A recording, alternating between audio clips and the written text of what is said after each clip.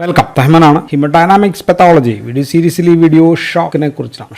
So നമ്മളിവിടെ shock എന്താണെന്ന് പറയും. So we will define shock, then what are the types of shock, ഏതെല്ലാം തരം ഷോക്കുകൾ ഉണ്ട് എന്ന് നമ്മൾ പറയും. ആൻഡ് അതിൽ തന്നെ നമ്മൾ hypovolaemic shock and also cardiogenic shock, ഇതിനെ രണ്ടിനെയും കുറിച്ചിട്ട് നമ്മളിവിടെ പറയും. ദെൻ സ്റ്റേജസ് ഓഫ് ഷോക്ക് നമുക്ക് പറയണം. ദെൻ ക്ലിനിക്കൽ ഫീച്ചേഴ്സ് എന്തൊക്കെയാണ് എന്നുള്ള കാര്യം ആൻഡ് ഓൾസോ മോർഫോളജി. സോ ഇത്രയും കാര്യങ്ങളാണ് നമ്മൾ ഈ വീഡിയോയിൽ പറയാം. പെത്തോളജി ഓഫ് സെപ്റ്റിക് ഷോക്ക് അത് നമ്മൾ സെപ്പറേറ്റ് ആയിട്ട് അടുത്ത വീഡിയോയിലായിരിക്കും പറയാം, ബിക്കോസ് ഇറ്റ്സ് കോംപ്ലിക്കേറ്റഡ് ആണ്. നമ്മുടെ cardiovascular system or circulatory system, അതിന്റെ പണി എന്താ? അതിന്റെ പണി നമ്മുടെ ശരീരത്തിലെ എല്ലാ സെല്ലുകൾക്കും കോശങ്ങൾക്കും ആവശ്യത്തിന് ബ്ലഡ് എത്തിക്കുക എന്നുള്ള. ബ്ലഡിലൂടെ ഓക്സിജൻ കിട്ടും, ന്യൂട്രിയൻസ് കിട്ടും, ഉള്ള വേസ്റ്റ് മാറ്റാൻ പറ്റും. സോ ഈ പണി നിൽക്കുന്നതാണ്, നിലച്ചു പോകുന്നതാണ് ഷോക്ക് എന്ന് പറയും. സോ സർക്കുലേറ്ററി സിസ്റ്റം ഫെയിലിയർ എന്ന് നമുക്ക് വേണമെങ്കിൽ പറയാം, അല്ലെങ്കിൽ കൊളാപ്സ്, സർക്കുലേറ്ററി സിസ്റ്റം കൊളാപ്സ്, അല്ലെങ്കിൽ കാർഡിയോവാസ്കുലർ കൊളാപ്സ് എന്ന വാക്ക് നമുക്ക് ഉപയോഗിക്കാം. സോ ഇത് സംഭവിക്കുന്നതാണ് യഥാർത്ഥത്തിൽ ഷോക്ക്. ആൻഡ് ഇത് എങ്ങനെ ഉണ്ടാകുന്നു?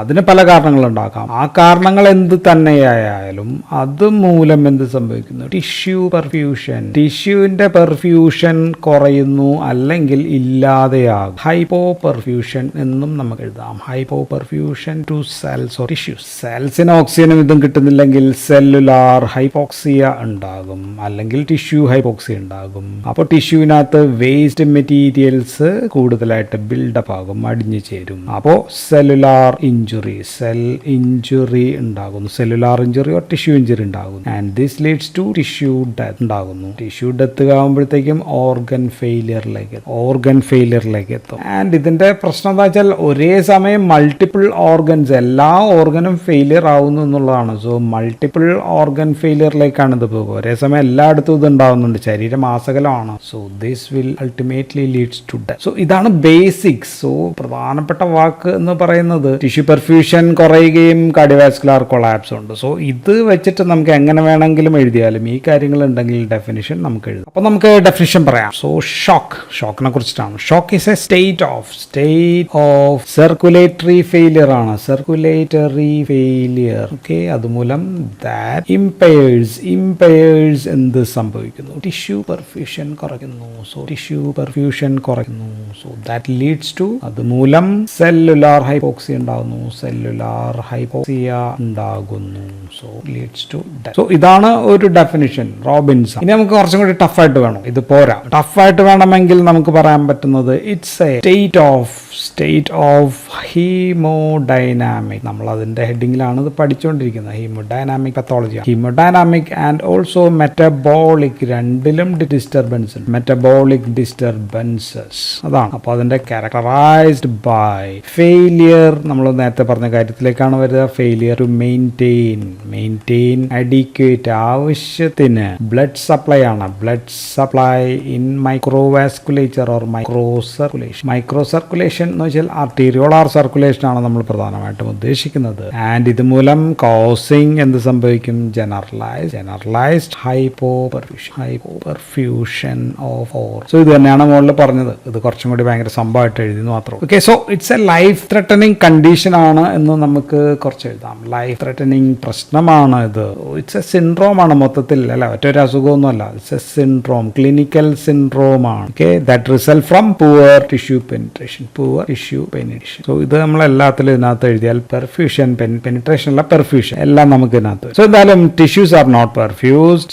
ടിഷ്യൂസിൽ ബ്ലഡ് എത്തുന്നില്ല, ഓക്സിജൻ എത്തില്ല. ടിഷ്യൂസിൽ ഓക്സിജന് പകരം ഇപ്പം എന്ത് ചെയ്യും? ഓക്സിജൻ കിട്ടാതായിരുമ്പോൾ tissue will shift to what? ഗ്ലൈക്കോളിസിന്റെ രീതി മാറ്റും, അനൈറോബിക് ഗ്ലൈക്കോളിസിസ് ആക്കും. അനൈറോബിക് ഗ്ലൈക്കോളിസിസ് ആക്കുമ്പോൾ ലാക്റ്റിക് ആസിഡ് പ്രൊഡക്ഷൻ കൂടും. ലാക്റ്റിക് ആസിഡ് കൂടുമ്പോഴത്തേക്കും ആസിഡോസിസ് കൂടും. സോ ഇത് ശരീരത്തിന്റെ ഒരു ഭാഗത്തല്ല ഉണ്ടാവുക എന്നുള്ളതാണ്, ശരീരം മൊത്തം സംഭവിക്കുന്ന കാര്യമാണ് നമ്മൾ പറയുന്നത്. അപ്പൊ നമുക്ക് ഇനി ടൈപ്സ് ഓഫ് ഷോക്ക് പറയാം. 5 തരമാക്കാം, അല്ലെങ്കിൽ 3 തരമാക്കിയിട്ട് ബാക്കി മൂന്നാമത്തതിനെ നമുക്ക് പലതരമാക്കാം. എന്തായാലും 1 ഈസ് കാർഡിയോജനിക് ഷോക്ക് ആണ്. കാർഡിയോജനിക്, ഇവിടെ തെറ്റുകാരൻ ഹൃദയമാണ്. So heart is the problem. ഹൃദയവുമായി ബന്ധപ്പെട്ടുള്ള പ്രശ്നങ്ങൾ മൂലമാണ് ബ്ലഡ് പമ്പ് ചെയ്യാൻ പറ്റും, പെർഫ്യൂഷൻ കുറഞ്ഞിരിക്കുന്നത് ഹൃദയത്തിന്റെ പ്രശ്നം. രണ്ടാമത്തത് ദാറ്റ് ഈസ് ഹൈപ്പോവോളീമിക് ഷോക്ക് ആണ്. ഹൈപ്പോ എന്ന് വെച്ച് കഴിഞ്ഞാൽ വോളിയമിക് ഷോക്ക്. ഹൈപ്പോവോളീമിക് ഷോക്ക് എന്ന് പറയുമ്പോഴത്തേക്കും ബ്ലഡ് വോളിയമാണ്. ഇവിടെ വോളിയമാണ് ബ്ലഡ് വോളിയം കുറവാണ്. ഹൃദയം ഓക്കെയാണ്, പക്ഷെ ശരീരത്തിൽ ആവശ്യത്തിന് ബ്ലഡ് ഇല്ല. സാധാരണ നമുക്ക് 5 ലിറ്റർ ഉണ്ട്, അതിൽ താഴെ ഉള്ളൂ. ബ്ലഡ് വോളിയം കുറവാണ് ഇവിടുത്തെ. മൂന്നാമത്തെ എല്ലാം കൂടി ചേർത്തിട്ട് മൂന്നാമത്തെ നമുക്ക് ഡിസ്ട്രിബ്യൂട്ടീവ് എന്ന് പറഞ്ഞൊരു ഹെഡിങ്ങിൽ വേണമെങ്കിൽ ആകാം, ഇല്ലെങ്കിലും ഒരു കുഴപ്പമില്ല. ഓക്കെ, സിവിയർ എല്ലാത്തിലും സിവിയർ വാസോ ഡയലേഷൻ ഉണ്ട്. വാസോ ഡയലറ്റേഷൻ എല്ലാത്തിലും ഉണ്ട്. ബ്ലഡ് വെസൽ വികസിച്ചിരിക്കുന്നു എന്നുകൊണ്ടാണ് ഇതിനെല്ലാം കൂടി ഒരുമിച്ചാക്കുക ഡിസ്ട്രിബ്യൂട്ടീവ് ഷോക്ക് എന്ന് പറയുന്നത്. അപ്പോൾ അതിൽ പ്രധാനപ്പെട്ട മൂന്നാമത്തെ നമുക്ക് എഴുതാം, അത് സെപ്സിസ് ആണ്. അപ്പോൾ നമ്മൾ സെപ്സിസ് വേറെ, സെപ്റ്റിക് ഷോക്ക് വേറെ, ഡെഫിനിഷൻസ് ഒക്കെ വേറെയാണ്. Then SIRS systemic inflammatory response syndrome എന്നൊക്കെ പറഞ്ഞു വരിക. ഇവിടെ നമുക്ക് ഇൻഫെക്ഷൻ ഉണ്ട്, ഇൻഫ്ലമേഷൻ ഉണ്ട്, രണ്ടും ഉള്ളതുകൊണ്ട് അതാണ് SIRS. സോ അത് നമുക്ക് അടുത്ത വീഡിയോയിൽ പറയാം. ഇത് നമുക്ക് ഡീറ്റെയിൽ ആയിട്ട് അടുത്ത വീഡിയോയിലാണ് പറയാം. ദെൻ ന്യൂറോജനിക് ഷോക്ക്, നാലാമത്തത് ന്യൂറോജനിക് ഷോക്ക് നമുക്ക് ഇവിടെ തന്നെ പറഞ്ഞു തീർക്കാവുന്നേ ഉള്ളൂ. കാരണം ബിക്കോസ് വാസ്കുലാർ ടോൺ ഇല്ല. ബ്ലഡ് വെസൽസിന് ഒരു നോർമൽ ടോൺ ഉണ്ടല്ലോ, വാസ്കുലാർ ടോൺ എന്നാണ്. വാസ്കുലാർ ടോൺ ഈസ് ഡിക്രീസ്ഡ്, കുറവാണ്. അതുകൊണ്ട് വാസ്കുലാർ ടോൺ കുറയുമ്പോൾ പെരിഫറൽ പൂളിംഗ് ഓഫ് ബ്ലഡ് ഉണ്ടാകുന്നു. പെരിഫറൽ പൂളിംഗ് ഓഫ് ബ്ലഡ് വെച്ചാൽ ബ്ലഡ് പുറത്ത് നിൽക്കുകയാണ്. അതുണ്ടാകുന്നത് മിക്കവാറും സ്പൈനൽ ഇഞ്ചുറീസിലാണ്. സ്പൈനൽ ഇഞ്ചുറീസ് മൂലമാണ് പ്രധാനമായിട്ട് ഉണ്ടാകുന്നത്. എക്സസ് സ്പൈനൽ അനസ്തീഷ്യ കൊടുക്കുമ്പോഴത്തേക്കും SNS sympathetic nerve system block ആവുന്നതൊക്കെ മൂലം. ആൻഡ് ഇതിലെ മൂന്നാമത്തത് അല്ലെങ്കിൽ നമുക്കിവിടെ പറയേണ്ട അഞ്ചാമത്തത് അനാഫിലാറ്റിക് ഷോക്ക് ആണ്. അനാഫിലാറ്റിക് ഷോക്ക് ഇത് അലർജി മൂലമുള്ള ഷോക്ക്. അലർജി മരുന്നുകളോ ഡയോ ഡ്രഗോ എന്തെങ്കിലുമൊക്കെ ആകാം. അലർജി മൂലം, that is IgE mediated hyper sensitivity reactions മൂലമുണ്ടാകുന്ന ഷോക്ക്. ആൻഡ് ഇത് രണ്ടിലും ന്യൂറോജനിക് ആയാലും ഹൈപ്പർ സെൻസിറ്റിവിറ്റി ആയാലും അനാഫിലാക്റ്റിക് ഷോക്ക് രണ്ടിലും ഇതിന്റെ പ്രധാനപ്പെട്ട കാരണം വാസോ ഡയലേഷൻ, അക്യൂട്ട് വാസോ ഡയലേഷൻ ഉണ്ട് എന്നുള്ളത്. ഇതിലുണ്ട് കേട്ടോ വാസോ ഡയലേഷൻ, അത് ഞാൻ പുറകെ പറയാം, അത് സെപ്പറേറ്റ് പറയാം. ആൻഡ് ഇത് രണ്ടും പറഞ്ഞാൽ വാസോ ഡയലേഷൻ ഉണ്ട് എന്നുള്ളതാണ്. സോ അതുകൊണ്ട് വാസോ ഡയലേഷൻ വരുമ്പോഴത്തേക്കും ഹൈപ്പോടെൻഷൻ ഉണ്ടാകും. അപ്പോഴത്തേക്കും blood flow to the tissues കുറയും. Tissue hypoperfusion. So tissue hypoperfusion ഉണ്ടാകും. ഓക്കെ, ഇതാണ് 5. ഇനി വേറെണ്ണം നമ്മൾ ചിലപ്പോൾ പറയുന്നത് ഒബ്സ്ട്രക്റ്റീവ് ആണ്. ഒബ്സ്ട്രക്റ്റീവ് നമുക്ക് കാർഡിയോജനിക്കിന്റെ കൂടെ നമുക്ക് പറയാം. സോ ഏറ്റവും പ്രധാനപ്പെട്ട ഏതൊക്കെയാണെന്ന് ചോദിച്ചാൽ ഒന്ന് കാർഡിയോജനിക്, ഹൈപ്പോവോളിയമിക്, ആൻസെറ്റിക് ഷോക്ക് ആണ്. സോ അപ്പം ഇനി നമ്മൾ ഇതിനെ കുറിച്ചിട്ടാണ് പറയാം. ഇത് രണ്ടും കൂടെ പറയും, ഇത് നമ്മൾ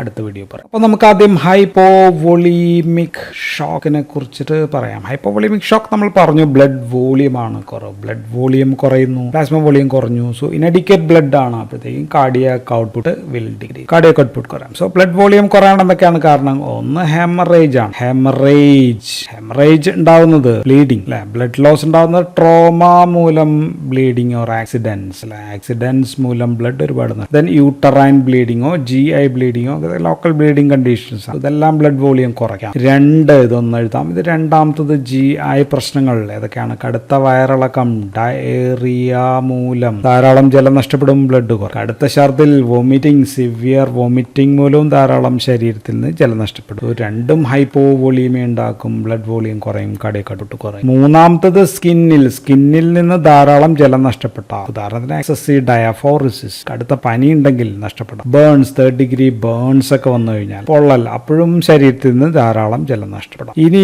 മറ്റെന്തെങ്കിലും കാരണത്താൽ നാലാമത്തെ കിഡ്നിയിലൂടെ അമിതമായിട്ട് യൂറിൻ പോവുകയാണെന്ന് വരിക, ഇൻക്രീസ്ഡ് യൂറിൻസ് കുറവാണെങ്കിലും അങ്ങനെയുണ്ട്, ഹൈപ്പോവോളീമിയ ഉണ്ടാകാം. So net effect is blood volume കുറവാണ്. അപ്പോൾ ഹൃദയത്തിലേക്ക് എത്തുന്ന ബ്ലഡിന്റെ വോളിയമോ അത് കുറയും അല്ലെ. ഡിക്രീസ് വീനസ് റിട്ടേൺ എന്ന് പറയുമ്പോൾ ഹൃദയത്തിന് പുറന്തള്ളാൻ ബ്ലഡ് ഇല്ലെങ്കിൽ സ്ട്രോക്ക് വോളിയം കുറയുമ്പോൾ ഡിക്രീസ് കാർഡിയാക് ഔട്ട്പുട്ട് കുറയുമ്പോഴത്തേക്കും blood pressure, arterial blood pressure will decrease. Oxygen to tissues കുറയുന്നു. സോ നമ്മൾ നേരത്തെ പറഞ്ഞ സംഭവങ്ങൾ തന്നെ, cell injury, tissue injury, organ damage, multiple organ ഫെയിലിയറിലേക്ക് പോകും. രണ്ടാമത്തത് കാർഡിയോജനിക് ഷോക്കിനെ പറ്റി പറഞ്ഞാൽ പ്രശ്നം is at the level of the heart. ഹൃദയമാണ് പ്രശ്നം, ഹൃദയമാണ് പരാജയം. ഒരു പമ്പ് എന്ന രീതിയിൽ ഹൃദയം പരാജയപ്പെടും. Failure of myocardial pump. ഇത് രണ്ട് രീതിയിൽ വരാം. ഒന്ന് ഇൻട്രിൻസിക് പമ്പ് ഫെയിലിയർ ആണ്. Intrinsic myocardial damage to the myocardium. ഹൃദയത്തിന്റെ മയോകാർഡിയത്തിന് ഡാമേജ് ഉണ്ട്. രണ്ടാമത്തത് എക്സ്ട്രിൻസിക് കംപ്രഷൻ ആണ്. വേറെ എന്തെങ്കിലും മൂലം ഹൃദയത്തിന് കംപ്രഷൻ ഓർ ഒബ്സ്ട്രക്ഷൻ. അപ്പൊ രണ്ടാമത്തത്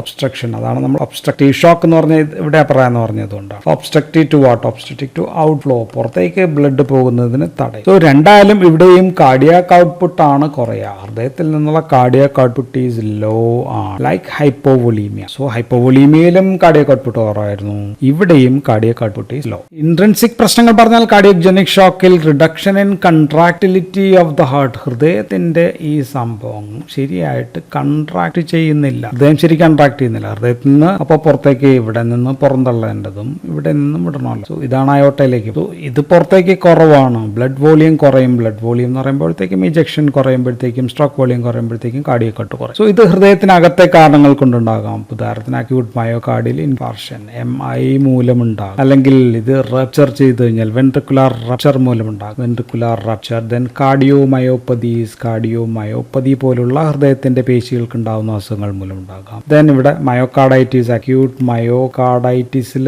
സംഭവം ഉണ്ടാകാം, ഇൻഫ്ലമേഷൻ ആണ്. അല്ലെങ്കിൽ ഇവിടെ എൻഡോകാർഡൈറ്റിസ് വന്നാലും, ഉൾഭിത്തിയിൽ പ്രശ്നം വന്നാലും, ഇൻഫ്ലമേഷൻ വന്നാലും ഈ പ്രശ്നം ഉണ്ടാകും. ദെൻ സിവിയർ ഡിസ്റിത്മിയാസ് ഓർ അരിത്മിയാസ് വന്നു കഴിഞ്ഞാലും ഈ പ്രശ്നം ഉണ്ടാകാം. ഇപ്പോൾ ഹൃദയം ഭയങ്കരമായിട്ട് ഇടിക്കുന്ന ആണ് ടാക്കി അരിത്മിയാസ്, അല്ലെങ്കിൽ നമുക്ക് വെൻട്രിക്കുലർ ഫിബ്രിലേഷൻ, ഫ്ലട്ടർ എന്നൊക്കെ പറയാം. അത് വന്നാലും, സോ വെൻട്രിക്കുലാർ ഫിബ്രിലേഷനോ ഫ്ലട്ടർ വന്നാലോ, അല്ലെങ്കിൽ നമുക്ക് ബ്രാഡി അരിത്മിയാസ് വന്നു, രണ്ട് വന്നാലും ഹൃദയത്തിൽ നിന്ന് പുറന്തള്ളുന്ന ബ്ലഡിന്റെ എമൗണ്ട് കുറയും. ഈ ബ്ലോക്ക് വന്നാലും പമ്പിങ് കുറയും. Then if there is valvular പ്രശ്നം, ഇവിടെ അയോട്ടിക് വാൽവിൽ ഡാമേജ് ഉണ്ടെങ്കിൽ, അല്ലെങ്കിൽ ഇവിടെ നിന്ന് ഇങ്ങോട്ടേക്ക് വരുന്ന മിട്രൽ വാൽവിലാണ് പ്രശ്നങ്ങളെങ്കിൽ, അപ്പോഴത്തേക്കും റീഗർജിറ്റേഷൻ ആയിരിക്കും. ഇങ്ങോട്ട് തള്ളുന്നത് പക്ഷേ ഇങ്ങോട്ടേക്ക് ആയിരിക്കും. റീഗർജിറ്റേഷൻ ഓഫ് ബ്ലഡ്, പമ്പ് ചെയ്യുന്ന ബ്ലഡ് വെസൽസിലേക്ക് പോകുന്നില്ല, ബാക്ക് ടു ഇതിന്. സോ ഹൃദയത്തിലേക്ക് പുറത്തേക്ക് പുറന്തള്ളുന്നത് കുറയും. ഇനി ഹൃദയത്തിന്റെ പുറത്തുള്ള പ്രശ്നങ്ങൾ, ഒബ്സ്ട്രക്റ്റീവ് ഷോക്ക് പറയുകയാണെങ്കിൽ ഇപ്പോൾ ലങ്സിന്റെ പ്രശ്നങ്ങൾ, ലങ്സ് ഇവിടെ ഇങ്ങനെ ഇരിപ്പുണ്ടല്ലോ. ലങ്സ് ഇരിക്കുന്നത് മൂലം ലങ്സിൽ ഇപ്പോൾ പെരികാർഡിയൽ എഫ്യൂഷനോ അല്ലെങ്കിൽ ടെൻഷൻ, ന്യൂമോതറാക്സ് അങ്ങനെയൊക്കെ പ്രശ്നം മൂലം ഹൃദയത്തെ ഇങ്ങനെ പ്രസ് ചെയ്തുകൊണ്ടിരുന്ന ഹൃദയത്തിന് കൃത്യമായിട്ട് വർക്ക് ചെയ്യാൻ പറ്റണമെന്നില്ല.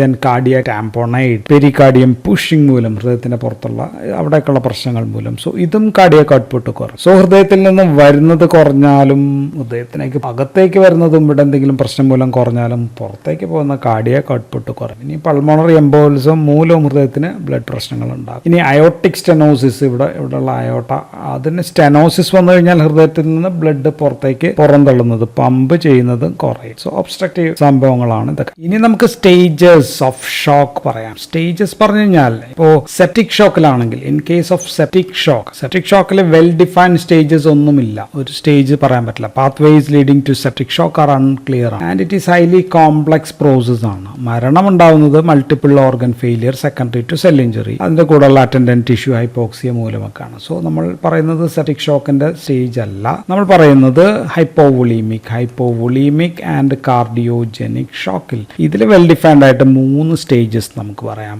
ഒന്ന് നോൺ പ്രോഗ്രസീവ് സ്റ്റേജ് ആണ് ആദ്യത്തേത്. അപ്പൊ രണ്ടാമത്തത് പ്രോഗ്രസീവ് സ്റ്റേജ് ആയിരിക്കണം, ആൻഡ് മൂന്നാമത്തത് ഇറിവേഴ്സിബിൾ സ്റ്റേജ്. സോ ഇങ്ങനെ 3 സ്റ്റേജ്.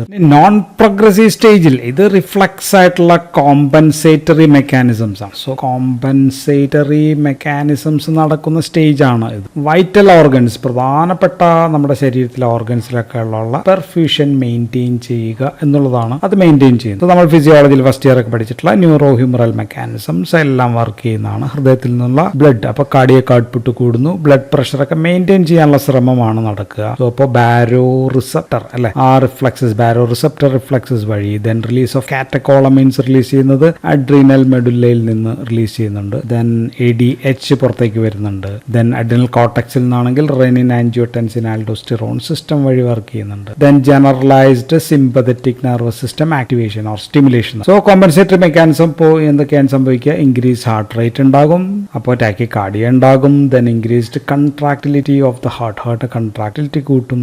ആൻഡ് പെരിഫറൽ വാസോ കൺസ്ട്രിക്ഷൻ ഉണ്ടാക്കുന്നു. സോ ഇതെല്ലാം കാറ്റക്കോളമൈൻസ് ആയിരിക്കും, അഡ്രിനാലിൻ ഒക്കെ ആയിരിക്കും ചെയ്യുക. Then sodium water retention and ADH, അത് റാസ് ആൻജിയോടെൻസിൻ സിസ്റ്റം വഴി ആൽഡോസ്റ്റിറോൺ, ADH ഒക്കെ വന്നിട്ടായിരിക്കും വാട്ടർ റിട്ടൻഷൻ ഉണ്ടാകും. സോ ഇതാണ് first stage, non progressive stage. രണ്ടാമത്തെ സ്റ്റേജ് പ്രോഗ്രസീവ് സ്റ്റേജ് ആണ്. ഈ സ്റ്റേജിൽ അണ്ടർലൈങ് പ്രോബ്ലം അല്ലെങ്കിൽ കോസിനെ നമ്മൾ കറക്റ്റ് ചെയ്തിട്ടില്ലെങ്കിൽ മുന്നോട്ടാണ് കാര്യങ്ങൾ പോകും. ടിഷ്യൂ ഹൈപ്പോപെർഫ്യൂഷൻ ഉണ്ടാകും, വേഴ്സണിങ് ഓഫ് സർക്കുലേറ്ററി പ്രശ്നവും മെറ്റബോളിക് പ്രശ്നവും എല്ലാം, റീഅറേഞ്ച്മെന്റ് എല്ലാം വേഴ്സൺ ചെയ്യും. ഇപ്പോൾ സെല്ലിനകത്ത് ഓക്സിജൻ കിട്ടുന്നില്ല, സോ ടിഷ്യൂല് വൈഡ് സ്പ്രെഡ് ഹൈപ്പോക്സിയ ഉണ്ട്. അപ്പോൾ സെൽസ് എന്ത് ചെയ്യും? സെൽസ് കൂടുതലായിട്ട് അനൈറോബിക് ഗ്ലൈക്കോളിസിസിലേക്ക് ഷിഫ്റ്റ് ചെയ്യുമ്പോഴത്തേക്കും സെൽസിനകത്ത് ലാക്റ്റിക് ആസിഡ് കൂടുതലാവും. ലാക്റ്റിക് ആസിഡ് പ്രൊഡക്ഷൻ കൂടും, അത് അക്യൂമുലേറ്റ് ചെയ്യുമ്പോഴത്തേക്കും pH വിൽ ഡിക്രീസ്, pH കുറയും, ആൻഡ് സെൽസ് ആൻഡ് ബ്ലഡും എല്ലാം ആസിഡിക് ആകും. സോ ഇതുമൂലം വാസോ മോട്ടോർ റെസ്പോൺസസ് വീണ്ടും തകരാറിലാകും. വാസോ മോട്ടോർ റെസ്പോൺസസ് കൊടുക്കുന്നൊന്നും കൃത്യമായിട്ട് വീണ്ടും വരത്തില്ല. ആർട്ടീരിയോളാർ ഡയലറ്റേഷൻ, ബ്ലഡ് വെസൽസ് കൂടുതൽ ഡയലേറ്റ് ചെയ്യുമ്പോൾ blood began to more pool in the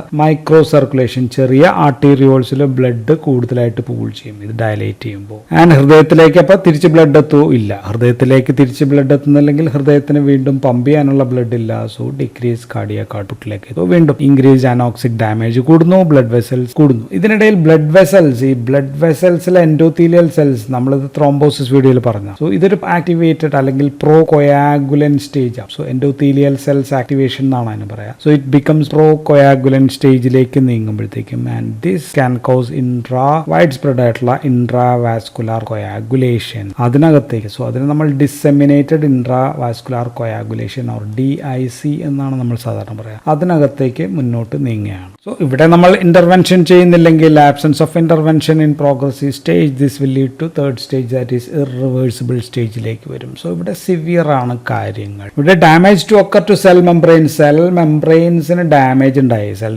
membrane damage കഴിയുമ്പോൾ അതിൽ നിന്ന് പുറത്തേക്ക് സംഭവങ്ങൾ വരും. Leakage, one is leakage of lysosomal enzymes leakage വരുന്നു ആൻഡ് ദിസ് അഗ്രിവേറ്റ്, വീണ്ടും ഷോക്കിനെ ഇൻക്രീസ് ചെയ്യുന്നു, ഷോക്ക് അഗ്രിവേഷൻ. രണ്ടാമത്തത് മയോകാർഡിയൽ കൺട്രാക്ടൈൽ ഫങ്ഷൻസ്, അത് വേഴ്സൺ ചെയ്യും. ഹൃദയത്തിന്റെ കൺട്രാക്ഷൻ ശരിയായി നടക്കുന്നില്ല. മാത്രമല്ല ഇവിടെ നിന്ന് കൂടുതൽ നൈട്രിക് ഓക്സൈഡ് വരുമ്പോഴത്തേക്കും ദിസ് വിക്കാൻ ടു ഇത് കൂടുതൽ ഡയലേറ്റ് ചെയ്യും, ലീഡ് മോർ വാസോ ഡയലേഷൻ. മൂന്നാമത്തത് ഇഷ്കീമിക് ബവൽ ആണ്. ഇഷ്കീമിക് ബവൽ വരുമ്പോഴത്തേക്കും ഇൻറ്റസ്റ്റൈനൽ സെൽ ഡാമേജ് ആവുന്നു. ഇൻറ്റസ്റ്റൈനൽ ഫ്ലോറയിലുള്ള സംഭവങ്ങളൊക്കെ ബ്ലഡിനകത്തേക്ക് കയറുന്നു. സോ ദിസ് ലീഡ്സ് ടു ബാക്ടീരിയമിക് ഷോക്കിലേക്കാണ് കാര്യങ്ങൾ പോകുന്നത്. 4 കിഡ്നിയിൽ അക്യൂട്ട് ട്യൂബുലാർ നെക്രോസിസ് ആണ് ഉണ്ടാകുന്നത്. സോ റീനൽ ഫെയിലിയറിലേക്ക് പോകുന്നു, അനൂറിയയിലേക്ക് പോകുന്നു, ലാസ്റ്റ് ഡെത്തിലേക്ക്. അപ്പൊ നമ്മൾ മോർഫോളജി ഓഫ് ഷോക്ക് പറഞ്ഞു കഴിഞ്ഞാൽ ഏറ്റവും കൂടുതൽ അഫക്ട് ചെയ്യുന്ന ഓർഗൻ ഒന്ന് ബ്രെയിൻ ആണ്, ദെൻ ഹേർട്ട് ആണ്, കിഡ്നിയാണ്, അഡ്രീനൽ ഗ്ലാൻഡ് ആണ്, GIT, ഇങ്ങനെയൊക്കെയുള്ള എല്ലാ ഓർഗൻസിനെയും ഇത് ബാധിക്കാം. ഡാമേജ് എല്ലാം ഹൈപ്പോക്സിക് ഇഞ്ചുറി മൂലമാണ്. ഹൈപ്പോക്സിയ